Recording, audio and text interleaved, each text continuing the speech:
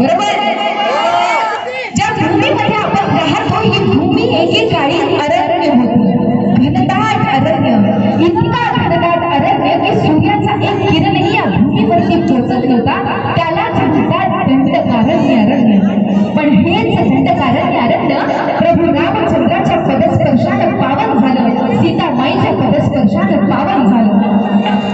विठू माऊलीच्या भक्तीमध्ये रंग झालेल्या या महाराष्ट्रावर दिल्लीच्या बादशहाची वाकडी नजर पडली आणि याच महाराष्ट्रावर यवनांची खिंजी, याच अल्लाहची खिंजीने देवगिरीचा पाडा झाला आणि त्या देवगिरीने संस्कृतीची अवस्था झाली होती।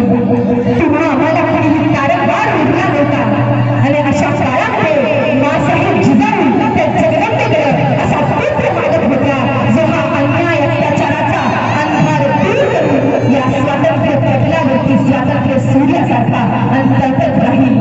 आणि होय, अखेर तुमच्या आमच्या सर्वांचा तारणहार शिवाजी राजा जन्माला आला आणि या शिवाजी नावाच्या तेजपुंज बालका